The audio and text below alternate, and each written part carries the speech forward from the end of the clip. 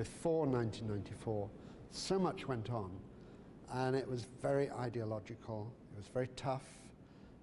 Throughout the 8 years I was at the Law of the Sea Conference, we were fighting the major industrialized countries against the Group of 77, led by some very active, smart people, and it was like a battleground, very ideological, a totally different view of the law. The industrialized countries saying it was a freedom of the high seas, we could just exploit the deep seabed, and the Group of 77 very much saying the opposite. So it started really tough.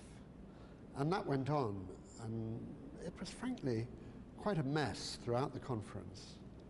But then, at the end of the conference, things improved somewhat. The Americans rejected it, and we had this consultation under the Secretary General from 1990 to 1994, which really rescued the authority, rescued Part 11, but rescued the whole of the convention, because without that we wouldn't have had a Law of the Sea Convention. So I think tremendous admiration for those who worked with the Secretary General, like the first Secretary General, Satyanandan, who was crucial in getting a good result.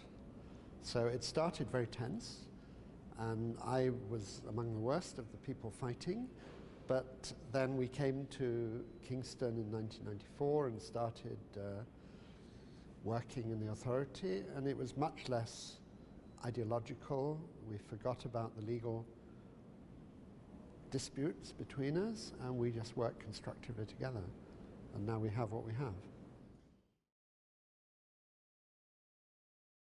Well, it's difficult to say really. There weren't big milestones, but there were endless redrafting of rules of the Assembly, the Council, staff regulations, just a whole code of administrative things for the authority.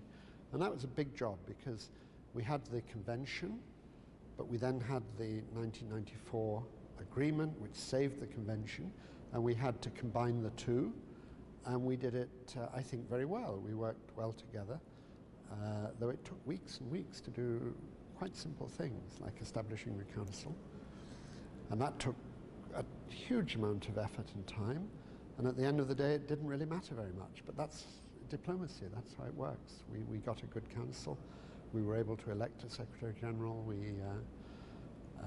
A very important achievement, I think, was setting up the Finance Committee, which was able to ensure that the budget was at least under control. It was sort of cooperation between the members of the Finance Committee, who were mainly the major contributors, and the Secretary General, and it ended up with a very cost-effective authority. And one of the big achievements of the negotiations at the end was to ensure that it was agreed that the authority would be cost-effective. And it really has been, I mean, remarkably so. It's still only got a staff of about 40, whereas initially people were talking about 300 or even 3,000. You know, there were big ambitions, but it wasn't necessary. It's been kept lean and efficient.